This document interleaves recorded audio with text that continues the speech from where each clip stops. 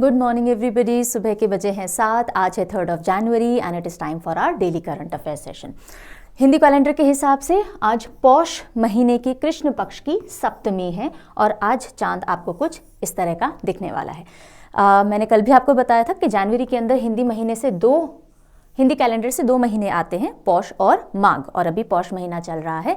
और ये जानकारी आपको आगे जब आप फेयर्स, फेस्टिवल्स यानी कि त्यौहार और मेले वगैरह पढ़ेंगे उनमें काम आएगी, इसलिए हम डेली एक्सरसाइज करते चलेंगे। राइट, चलिए आज का सेशन शुरू करें उससे पहले जल्दी बता देते हैं आज के सेशन की पीडीएफ आपको कहाँ मिलेगी। परचम के टेलीग्राम चैनल पे आपको अवेलेबल हो जाएगी।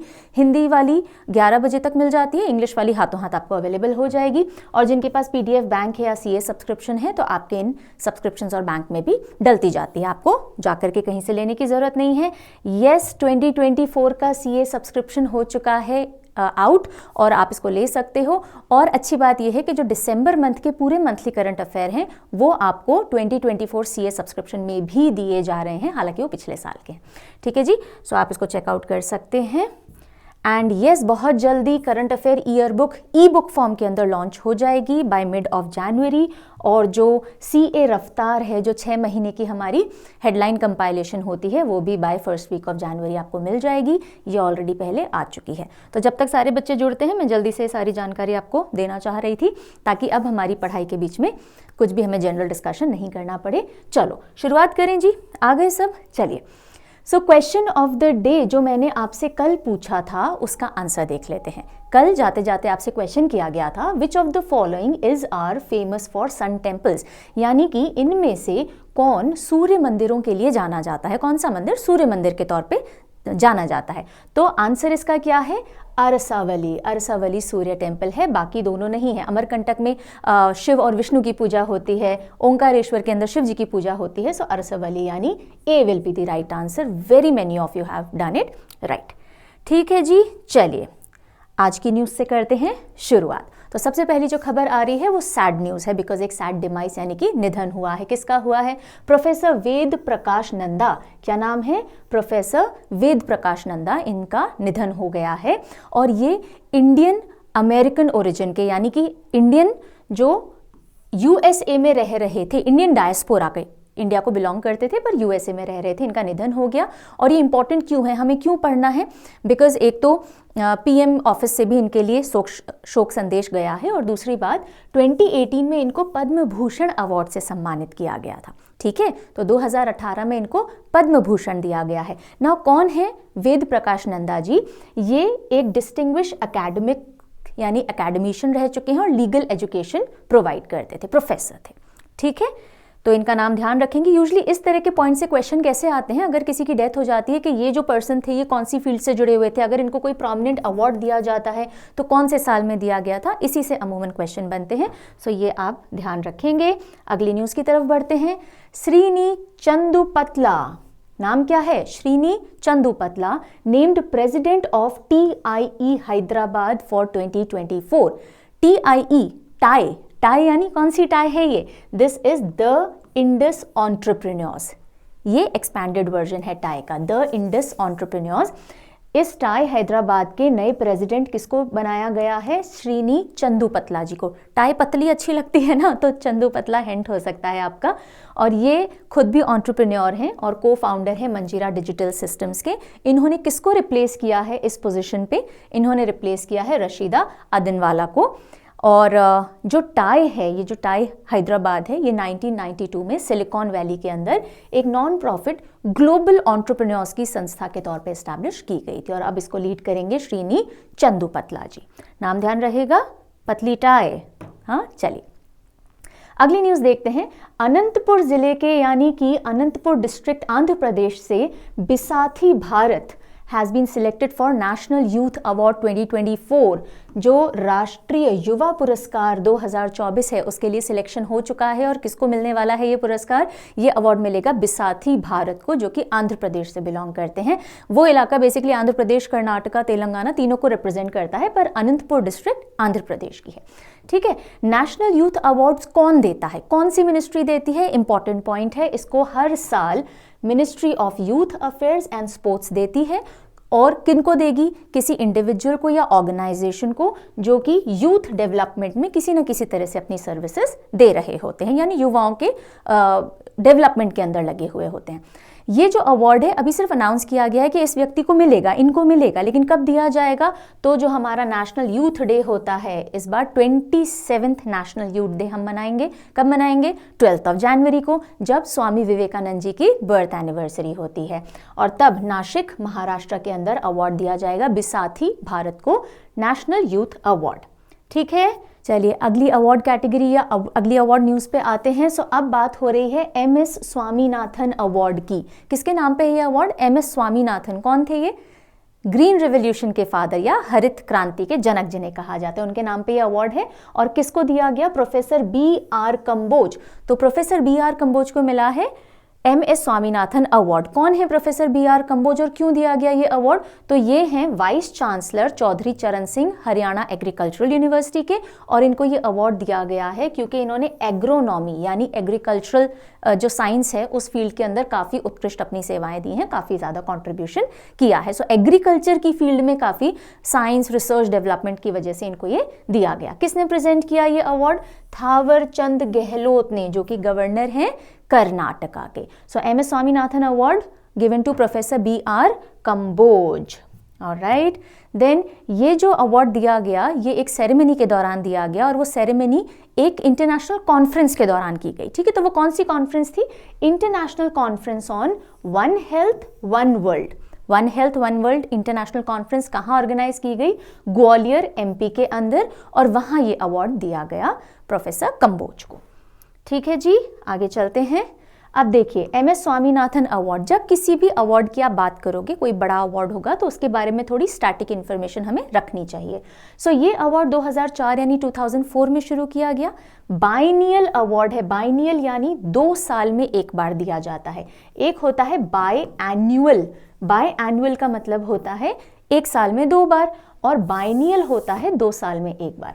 और इसको retired Indian Council of Agricultural Research employ association और न्यूजीवेडू सील्स लिमिटेड मिलकर के देते हैं। ये याद रखना जरूरी नहीं है। एडिशनल इन्फो मैंने येलो कलर नहीं किया है, येलो वाली इंफॉर्मेशन ज़्यादा इंपॉर्टेंट है। इसके अंदर एक कैश प्राइज दिया जाता है 2 लाख रुपए का, एक मेडल होता है, एक साइटेशन यानी एक प्रशस्ति पत्र जैसा होता है, सर्टिफिकेट सॉर्ट ऑफ लिखा हुआ। And this award is open to all, किसी भी नेशनैलिटी का इंसान को ये दिया जा सकता है। ठीक है, चलिए आगे।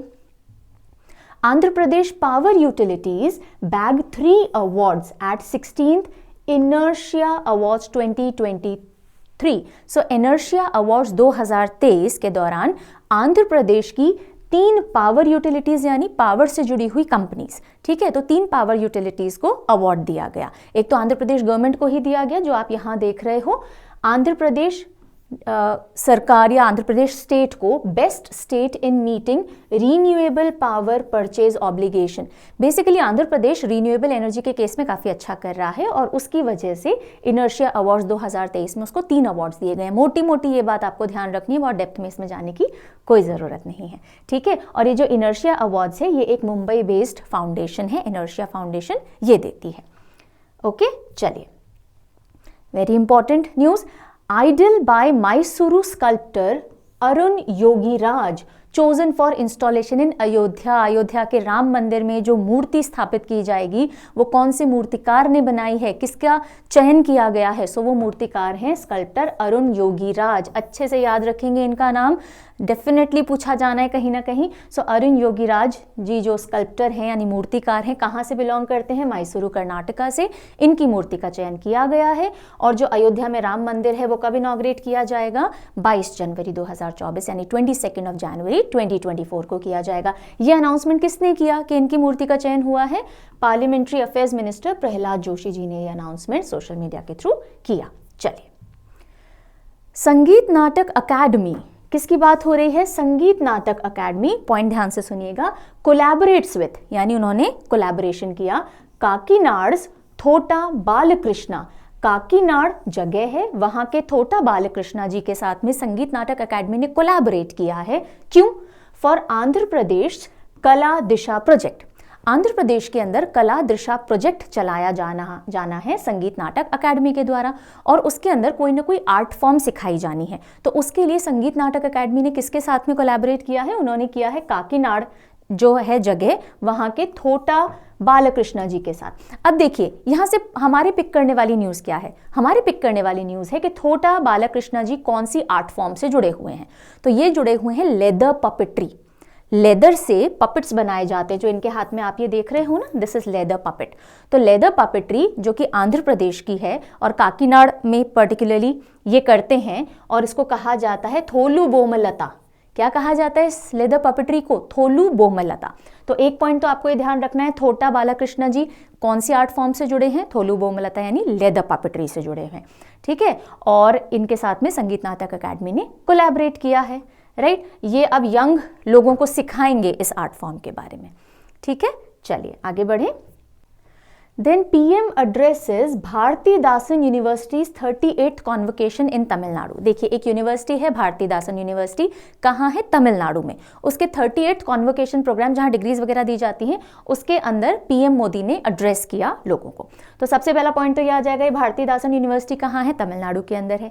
अब यहाँ तो एड्रेस किया ही साथ बहुत बड़े अमाउंट का या बजट का काफ़ी सारे प्रोजेक्ट भी तमिलनाडु को दिए हैं पीएम मोदी ने। तो इनॉग्रेट किया गया, फाउंडेशन स्टोन ले किए गए करीब 20,000 करोड़ रुपीस के तमिलनाडु के अंदर।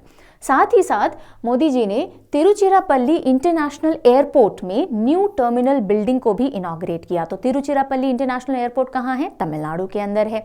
उसी के साथ उन्होंने अपने ट्रिब्यूट्स दिए, यानी कि उन्होंने अपनी एक तरह से श्रद्धांजलियां दी। किसको?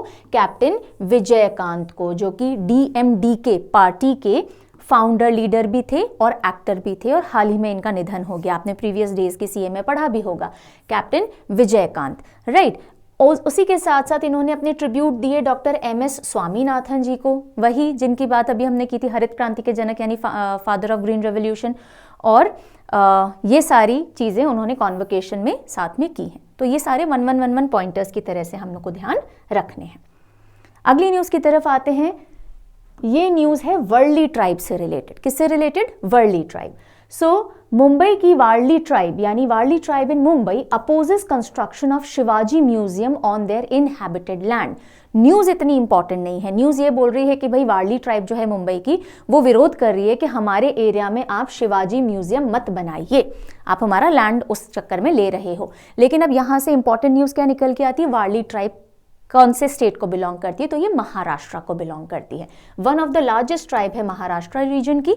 और ये जो म्यूजियम की जो बात हो रही है, this is Chhatrapati Shivaji Maharaj war art museum, जो कि बनाया जाना है इनके रीजन में, which is basically north Sahyadri region, और इसके चलते ऑपोजिशन चल रहा है। तो बेसिकली वार्ली ट्राइब की वजह से ये न्यूज़ मैंने इनकॉर्पोरेट की है, याद रहेगा। चलिए आगे बढ़ते हैं। अगली खबर देखिए, मिनिस्ट्री ऑफ कम्युनिकेशंस, किससे जुड़ी हुई खबर है? Ministry of communication expands simplified certification scheme, simplified certification scheme for 37 products. क्या है अभी मैं समझाऊंगी, पहले न्यूज़ देखो। संचार मंत्रालय ने 37 उत्पादों के लिए सरलीकृत प्रमाणन योजना का विस्तार किया है। अब ये जो मिनिस्ट्री ऑफ कम्युनिकेशन के अंदर में टेलीकम्युनिकेशन इंजीनियरिंग सेंटर है या डिपार्टमेंट ऑफ टेलीकम्युनिकेशन है, इन्होंने सर्टिफिकेशन, इजी सर्टिफिकेशन या सिंप्लीफाइड सर्टिफिकेशन स्कीम में 37 और प्रोडक्ट्स को ऐड कर दिया है। यानी उन प्रोडक्ट्स से रिलेटेड अगर किसी को सर्टिफिकेशंस लेने होंगे तो प्रोसेस बहुत स्मूथ हो जाएगा, बहुत सारे आपको लंबे लंबे प्रोसेसेस के थ्रू नहीं गुजरना पड़ेगा। और ये सब क्यों किया गया है? ईज ऑफ डूइंग बिजनेस को बढ़ावा देने के लिए, यानी आप और आसानी से अपना बिजनेस कर सकते हो।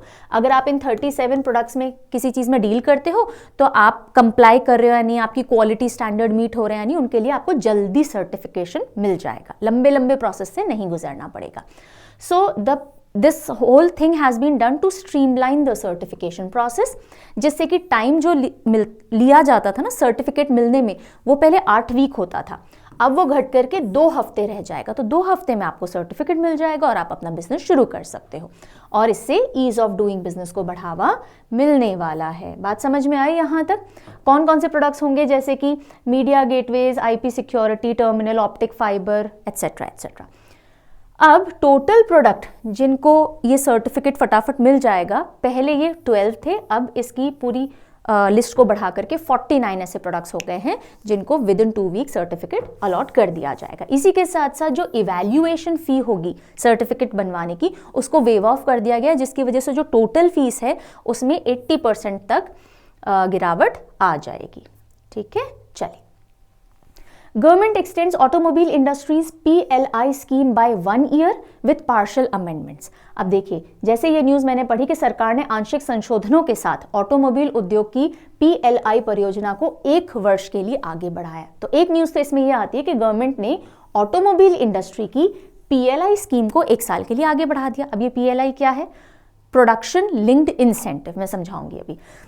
और दूसरा एक पॉइंट आता है कि कुछ पार्शियल अमेंडमेंट भी इसमें किए गए हैं। तो पहले तो ये समझिए कि जो PLI स्कीम है कौन सी मिनिस्ट्री से जुड़ी हुई है? मिनिस्ट्री ऑफ हैवी इंडस्ट्रीज से। कौन सी ministry? Ministry of heavy industries से जुड़ी हुई है। इसका एम क्या है? ये जो एक्सटेंशन किया गया है ना 1 साल के लिए, तो ये इसलिए किया गया है कि भाई क्लैरिटी एक बार मिल जाए कि ये स्कीम क्या थी, उसको लेके कुछ कन्फ्यूजन थे और उसमें कुछ चेंजेस किए गए हैं। तो क्लैरिटी मिल जाए, थोड़ी फ्लेक्सिबिलिटी मिल जाए। Production linked incentive scheme.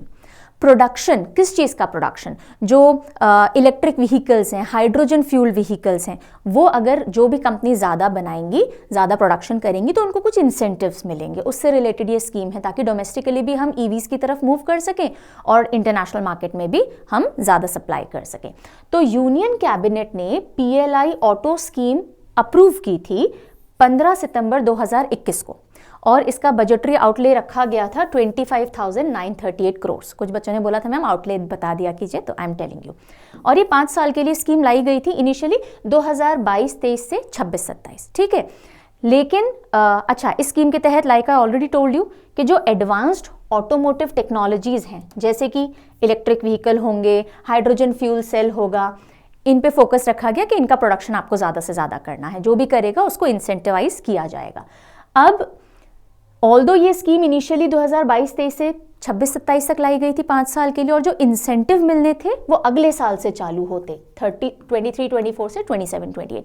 लेकिन अब इसको 1 साल का एक्सटेंशन दे दिया गया है और हल्का सा मॉडिफिकेशन किया गया है। तो अमेंडेड स्कीम के तहत जो इंसेंटिव हैं वो 23-24 से स्टार्ट होंगे और उसका जो डिसबर्समेंट है यानी जो मिलना शुरू होंगे वो 24-25 से होंगे, यानी 1 साल फर्दर एक्सटेंशन इसको कर दिया गया है। ठीक है, so this is the major news. So PLI scheme समझ में आ गई, प्रोडक्शन लिंक्ड इंसेंटिव, कि आप ज़्यादा से ज़्यादा अगर EVs और हाइड्रोजन फ्यूल वाले व्हीकल्स बनाओगे तो आपको कुछ इंसेंटिव मिलने हैं, और वो जो इंसेंटिव मिलने हैं वो आपको 23-24 से मिलेंगे और आपके पास उसका डिसबर्समेंट 24-25 से आएगा up till 2028, right. This was the only thing. Next देखिए, Haryana governor launches cashless health facility for Ayushman Yojana beneficiaries. Ayushman Bharat के तहत जो भी बेनिफिशरीज हैं उनके लिए cashless health facility Haryana governor ने या गवर्नमेंट ने चालू की है, जिसमें CM मनोहर लाल खट्टर और बंडारू दत्तात्रेय गवर्नर दोनों ने मिलकर के जो गवर्नमेंट एम्प्लॉयज हैं उनके लिए ये स्कीम लागू की है। ठीक है, किसके लिए? गवर्नमेंट एम्प्लॉयज के लिए हरियाणा सरकार ने चालू की है, जिसमें 5 लाख रुपए तक का आपको कैशलेस सेकेंडरी और टर्शरी ट्रीटमेंट, यानी कि अगर आपको कोई बड़े बड़े अपने चेकअप्स कराने हैं, इलाज कराने हैं, तो अब आप फ्री में 5 लाख रुपए तक का इलाज करवा सकते हो। ये आयुष्मान भारत PMJAY के तहत है, जो कि वर्ल्ड की लार्जेस्ट हेल्थ इंश्योरेंस स्कीम है, पूरी तरह से गवर्नमेंट फंडेड होती है। इसको कब लॉन्च किया गया था? फरवरी 2018 में। तो सेंटर पे हुई और उसी के अंडर में अलग अलग स्टेट में भी ये अप्लाई की जाती है, जिसमें 5 लाख रुपए तक का सम पर फैमिली को सेकेंडरी और टर्शरी ट्रीटमेंट के लिए या केयर के लिए दिया जाता है। ठीक है, आप दवाइयाँ ले सकते हो, डायग्नोस्टिस करवा सकते हो, बड़े बड़े टेस्ट करवा सकते हो। देन स्टेट गवर्नमेंट ने एक्चुअली थोड़े टाइम पहले यानी लास्ट ईयर नवंबर में इस कैशलेस स्कीम को पहले थोड़े एक पायलट प्रोजेक्ट की तरह लॉन्च किया था फिशरीज और हॉर्टिकल्चर वाला जो डिपार्टमेंट है ना उनके एम्प्लॉयज़ के लिए, और अब सभी सरकारी एम्प्लॉयज़ और उनके फैमिली तक के लिए एक्सटेंड कर दिया है, आम जनता के लिए अभी नहीं किया गया है। नेक्स्ट न्यूज़ देखते हैं, पेंशन रूल्स अमेंडेड। पेंशन से रिलेटेड जो रूल्स हैं उनमें कुछ अमेंडमेंट किया गया है, पर्टिकुलरली किसके लिए? Women employ can nominate children over her husband for the family pension. अब अगर कोई भी डिस्प्यूटेड मैरिज है जिसमें कि डिवोर्स का केस चल रहा है या अलग होने की बात चल रही है, तो जो विमेन एम्प्लॉई है, गवर्नमेंट एम्प्लॉई या फिर पेंशनर जो है, वो अपने जो डिपेंडेंट है कि अगर मैं नहीं रहूं तो मेरे बाद पेंशन किसको मिले, उसमें हस्बैंड की जगह अपने बच्चों का नाम दर्ज करवा सकती हैं। ये अमेंडमेंट आ गया है। वैसे प्रावधान नहीं था। अगर मान लीजिए मैं नौकरी कर रही हूँ, सरकारी नौकरी, और मेरी डेथ के बाद, तो मेरी पेंशन किसको मिलेगी? मेरे स्पाउस को, यानी हस्बैंड को मिलेगी। मेरे हस्बैंड अगर कर रहे हैं, उनकी डेथ के बाद मुझे मिलेगी। लेकिन यहाँ एक अमेंडमेंट किया गया है पेंशन रूल्स के अंदर by the department of pension and pensioners wife welfare. In case of marital Discord, अगर शादी के अंदर किसी भी तरह का विवाद है, तो रूल 50 जो central civil services pension rule 2021 के तहत ये जो प्रावधान होता है कि भाई जो फैमिली पेंशन है वो एक इंसान की डेथ के बाद उनके स्पाउस को मिलेगी, इसमें अमेंडमेंट किया गया है। प्रोवाइडेड जो फीमेल सर्वेंट या पेंशनर है उन्होंने डिवोर्स पिटीशन फाइल कर रखी हो या फिर कोई पिटीशन फाइल कर रखी हो protection of women from domestic violence act के तहत या डाउरी प्रोहिबिशन एक्ट के तहत या कोई भी इंडियन पीनल कोड के तहत। तो अगर किसी भी तरह का डाउरी या फिर डोमेस्टिक वायलेंस या आईपीसी के तहत कोई भी केस अगर दर्ज हो रखा है हस्बैंड वाइफ के बीच, तो वाइफ अपने पेंशन के नॉमिनी में बच्चे का नाम दे सकती है इन स्पाइट ऑफ हस्बैंड। ये एक अमेंडमेंट आ गया है। ठीक है, चलिए अगली न्यूज देखते हैं। PIL यानी public interest litigation. PIL in supreme court challenges new law on appointment of chief election commissioner and election commissioners, call for transparent appointment system. अब देखिए, थोड़े टाइम पहले आपने देखा होगा कि प्रेसिडेंट की मुहर लग गई थी और ये लॉ बन गया था कि जो CECs हैं और ECs हैं उनका अपॉइंटमेंट जो होगा, जिस बॉडी के तहत होगा, वो उसमें कौन कौन होंगे। ठीक है, अब उसको चैलेंज करते हुए एक public interest litigation supreme court के अंदर दायर की गई है, जिसके तहत कहा जा रहा है कि नहीं, एक ट्रांसपेरेंट अपॉइंटमेंट सिस्टम बनाया जाना चाहिए। जो एग्जिस्टिंग आपने लॉ पक्की की है उसके अगेंस्ट हम अपील कर रहे हैं। ठीक है, तो क्या है ये पूरा मामला देखते हैं। सो रिसेंटली प्रेसिडेंट ने अपना असेंट यानी मोहर या सिग्नेचर या ओके दिया था कि CEC और बाकी इलेक्शन कमिश्नर्स के अपॉइंटमेंट, उनकी condition of service and terms of office bill 2023 को, जिसके तहत ये कहा गया कि जो CEC और बाकी इलेक्शन कमिश्नर्स हैं उनके अपॉइंटमेंट जो प्रेसिडेंट करेंगे वो किसके रिकमेंडेशन पे करेंगे? एक सिलेक्शन कमिटी के रिकमेंडेशन पे। और उस सिलेक्शन कमिटी में कौन होगा? कौन चूज करेगा कि CEC कौन बने, EC कौन बने? वो सिलेक्शन कमिटी में कौन होगा? एक तो प्राइम मिनिस्टर होंगे जो कि चेयरपर्सन होंगे सिलेक्शन कमिटी के, लीडर ऑफ ऑपोजिशन होंगे जो कि मेंबर होंगे, और ये जो थर्ड पर्सन है ना, इसकी वजह से विवाद आ गया क्योंकि third person union cabinet minister होगा जिसको नॉमिनेट करेंगे प्राइम मिनिस्टर। तो प्राइम मिनिस्टर की पार्टी में तो दो लोग हो गए एक तरह से, एक वो खुद हो गए, एक इनका नॉमिनेटेड यूनियन कैबिनेट मिनिस्टर हो गया। तो इसको लेके विवाद था। इसी की बैकड्रॉप में अगर आप थोड़ा समझो तो आप ये भी देखो कि अच्छा ये भी समझो, ये जो चीफ जस्टिस ऑफ इंडिया है ना, इनको इस कमेटी का हिस्सा बनाया ही नहीं गया। ठीक है, सिलेक्शन कमेटी के अंदर CJI को जगह नहीं दी गई, प्राइम मिनिस्टर को दी गई, लीडर ऑफ ऑपोजिशन को दी गई और कैबिनेट मिनिस्टर को दी गई, जो कि प्राइम मिनिस्टर ही नॉमिनेट करेंगे। तो क्योंकि CJI को हटा दिया गया, चीफ जस्टिस ऑफ इंडिया को हटा दिया गया, ये सारा गड़बड़ हो गया मामला। राइट, कहा गया कि भाई सरकार का पल्ला भारी है, अब जो भी चीफ इलेक्शन कमिश्नर बनेंगे, इलेक्शन कमिश्नर्स बनेंगे, वो तो सरकार के हिसाब से बन जाएंगे। जबकि मार्च 2023 में कुछ महीनों और पहले सुप्रीम कोर्ट ने ये कहा था कि ये जो कमेटी बनेगी इसमें प्राइम मिनिस्टर होने चाहिए, लीडर ऑफ अपोजिशन होने चाहिए और चीफ जस्टिस ऑफ इंडिया होने चाहिए। लेकिन बिल के अंदर या लॉ के अंदर CJI को हटा दिया गया। ठीक है, मामला समझ में आ गया। तो अब इसके अगेंस्ट अब एक PIL दायर की गई है, पब्लिक इंटरेस्ट लिटिगेशन। चलिए अगली न्यूज पे आते हैं। रोसकॉस्मोस यानी रशिया की स्पेस एजेंसी जो है, उसने एक्सटेंड किया है cross flight program with NASA until 2025। 2025 तक रशिया की जो स्पेस एजेंसी है रोसकॉस्मोस और अमेरिका की जो स्पेस एजेंसी है नासा, वो साथ में मिलके क्रॉस फ्लाइट्स करेंगे इंटरनेशनल स्पेस स्टेशंस तक। क्रॉस फ्लाइट यानी अगर रशिया का कोई विमान जा रहा है इंटरनेशनल स्पेस स्टेशन तो उसमें नासा का एक एस्ट्रोनॉट भी जाएगा, नासा का कोई विमान जा रहा है तो उसमें रशिया का एक एस्ट्रोनॉट भी जाएगा, ताकि क्लैरिटी रहे कि वहां जाकर के काम क्या चल रहा है। रशिया और USA दोनों एक दूसरे के थोड़े एंटी रहते हैं ना, अपनी मिलिट्री और अपनी सारी चीज़ें डिस्क्लोज नहीं करना चाहते। ठीक है, तो रिलायबिलिटी बनी रहे कि इंटरनेशनल स्पेस स्टेशन में क्या क्या ऑपरेशन चल रहे हैं, तो इस तरह का जो क्रॉस फ्लाइट है ये 2025 तक दोनों देश आपस में कंटिन्यू रखेंगे। UN peacekeeping mission ends deployment in Mali. UN का, not US sorry, UN peacekeeping mission, United Nation का पीस कीपिंग मिशन होता है जो उन देशों के अंदर जाता है जहां किसी भी तरह का अनरेस्ट है, ठीक है, तो कॉन्फ्लिक्ट चल रहा हो। तो यूएन का पीस कीपिंग मिशन चल रहा था माली में। माली कहाँ है? माली कहाँ है? मैप पे देख लो, अफ्रीका के अंदर ये आपको माली दिख रहा है। तो Mali is a landlocked country West Africa के अंदर, 8th लार्जेस्ट कंट्री है अफ्रीका का। इसकी कैपिटल क्या है? बामाको। ओके, तो इस माली के अंदर जो यूएन पीस कीपिंग मिशन चल रहा था अब उसको एंड किया जा रहा है, कर दिया गया है फॉर दैट मैटर। और उस मिशन का नाम मिनुस्मा एक्रोनिम है ये, इसका फुल फॉर्म है United Nation multidimensional integrated stabilisation mission in माली।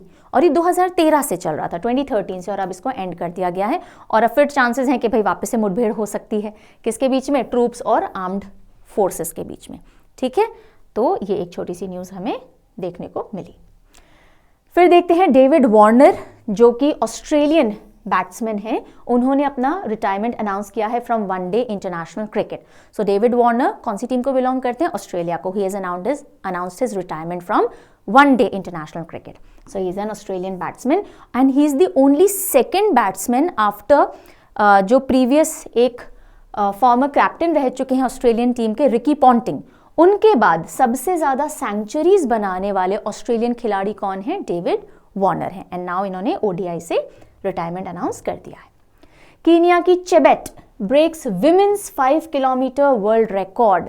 दौड़ में जो 5 किलोमीटर का वर्ल्ड रिकॉर्ड था 14 मिनट 29 सेकेंड्स का एथियोपिया की सेनबेर टेफेरी के नाम, वो अब ब्रेक कर दिया है केन्या की चेबेट ने। 14 मिनट 13 सेकेंड्स का इन्होंने विश्व रिकॉर्ड बना लिया है 5 किलोमीटर के अंदर। एंड लास्ट में आती है हमारी शॉर्ट न्यूज़। सो नोटिफिकेशन रिलीज हुआ है। किस चीज़ का नोटिफिकेशन रिलीज हुआ है? कि इलेक्शंस होंगे 3 राज्यसभा सीट्स के लिए from Delhi and 1 seat from Sikkim. तो सिक्किम की 1 और दिल्ली की 3 राज्यसभा सीट्स के लिए इलेक्शन का नोटिफिकेशन रिलीज हो गया है। With this we are done with all the important current affair जो आज हमको कवर करनी थी। Now it is the time for revision question. आप सभी के कमेंट्स में मैं आंसर एक्सपेक्ट करूंगी, जल्दी जल्दी से आंसर कीजिएगा। आई will be checking all your answers. उससे पहले डेफिनेटली एक चीज़ मुझे आपको बतानी है, क्योंकि काफ़ी सारे बच्चे रोज़ नए जुड़ते हैं। एसएससी का जनरल अवेयरनेस 2024 टारगेट का कोर्स आपको परचम ऐप पे मिल जाएगा। अगर आप तैयारी कर रहे हैं एसएससी की या किसी भी वनडे एग्जामिनेशन की, एक कोर्स आपके लिए बहुत यूजफुल रहेगा।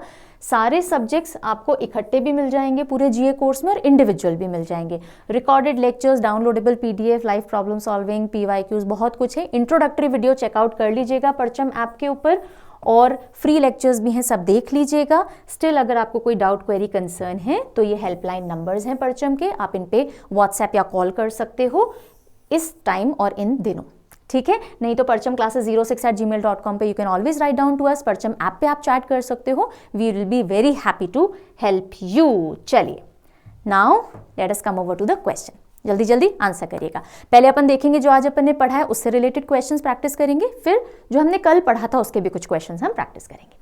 Who has sculpted the idol of Lord Ram chosen for installation at Ayodhya Temple? यानी अयोध्या मंदिर में स्थापना के लिए चुनी गई भगवान राम की मूर्ति किसने बनाई है?